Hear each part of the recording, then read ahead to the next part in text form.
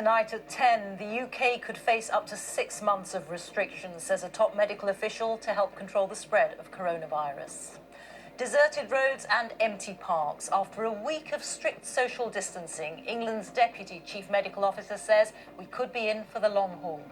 Over time, probably over the next 6 months, we will have a 3-week review. We will see where we're going. We need to keep that lid on, and then gradually we will be able to hopefully adjust some of the social distancing measures.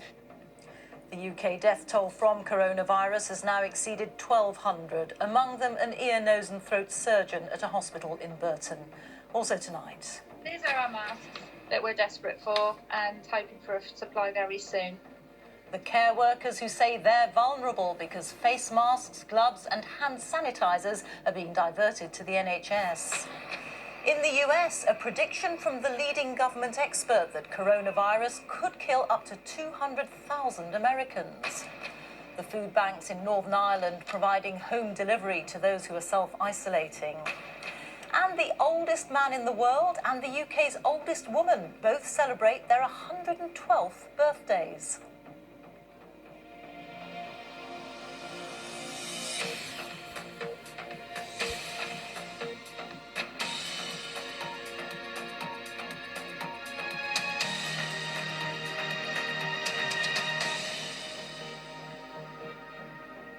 Good evening. As the country enters its second week of stringent restrictions to try to stop the spread of coronavirus, there was a warning today that it could take up to 6 months before life in the UK returns to normal. Senior Medical Officer Jenny Harris said this didn't mean months of complete lockdown, but that people would have to be responsible and reduce social distancing measures gradually. The government has now confirmed that more than 200 people have died since yesterday. The vast majority of deaths are in England, with over 1,000 fatalities, followed by 48 in Wales, 41 in Scotland, and a total of 21 deaths in Northern Ireland. Our science editor David Shookman has the latest. The stark reality of fighting coronavirus. From Roundhay Park in Leeds, one of the biggest in Europe, almost deserted, to Trafalgar Square in London, usually crowded. Evidence of social distancing in action, but we won't know how well it's working for 2 to 3 weeks. In this critically important time, the Prime Minister Boris Johnson, himself infected, has been chairing meetings while in self-isolation. And he's written a letter to be sent to 30 million homes across the UK with a stark message. It's important for me to level with you, he says. We know things will get worse before they get better. But we are making the right preparations, and the more we all follow the rules, the fewer lives will be lost, and the sooner life can return to normal. But that won't come soon. The daily briefing at Number 10 made that very clear. Probably over the next 6 months, we will have a 3-week review. We will see where we're going. We need to keep that lid on, and then gradually we will be able to hopefully adjust some of the social distancing measures and gradually get us all back to normal. So I think 3 weeks for review, 2 or 3 months to see whether we've really squashed it, but about 3 to 6 months, ideally, and lots of uncertainty in that, but then to see at which point we can actually get back to normal. That idea. Britain are having their 112th birthdays. Bob Wayton from Hampshire and Joan Hockard from Dorset were born on the same day in 1908. Bob is now also thought to be the oldest living man in the world. Duncan Kennedy reports. They are Britain's oldest man and woman, Bob Wayton and Joan Hockard. Incredibly, both 112 years old today. Bob from Hampshire is now also the world's oldest living man. Born on the 29th of March 1908, he's seen everything but never coronavirus, which means only his family and carers can get close for his birthday. Corona, no virus around. Who knows what's going to happen? Certainly there will be no parties, there will be no special visitors. I don't know. Joan! Joan did have a little party. She's also in quarantine with her young partner Ken, who's a mere 92. But it wasn't always like that. Joan's early life was in London and Africa. Speaking last year at her home in Poole, she looked back on her school days. I was very naughty. Very naughty. What we did was two of us went down to the town, Yes. to the shops, and with our green uniform, they recognised us. Although Joan and Bob live in neighbouring counties, they've never met. But they do share one enduring philosophy that's so relevant for today. Even in adversity, they say, family and friends are at the heart of everything. Neither has a secret for longevity. Bob says the best thing is to keep life simple. I've learned how to take things as they come, I guess. Yeah. And trust that all will be well. And it usually has been. All well with Bob and Joe. 112 today. Duncan. On D-Day, Harry Billinge was just 18 and a sapper in the Royal Engineers. He and his fellow veterans are welcomed as heroes here in France. But at 93, Harry knows this visit could be his last. He's taken me back to where he landed on Gold Beach, and the years have not made the memories any less vivid. There was so much noise, it was deafening. How scared were you? No, I wasn't scared. My dad told me never to be scared, because if you're scared, you're not with it. You've got to keep your head. The sea here was red with human blood, so you could say the men were baptised in their own blood. And I've never forgotten that scene.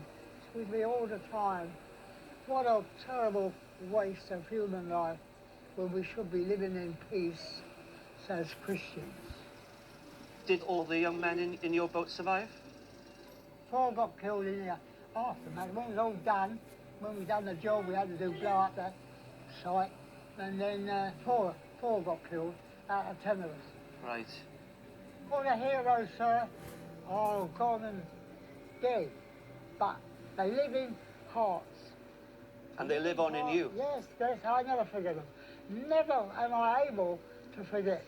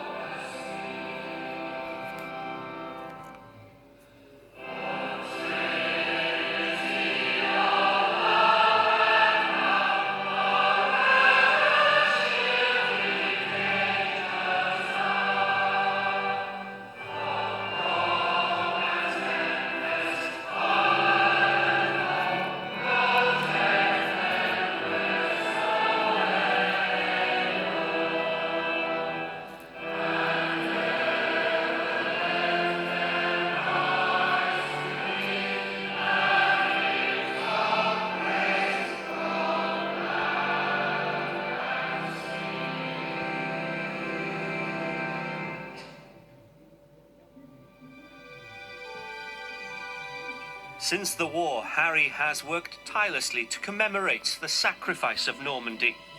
He's brought me to the cemetery where many who gave their lives 75 years ago were laid to rest. When you're here, how do you feel? I like with the boys. None of these fellas are dead.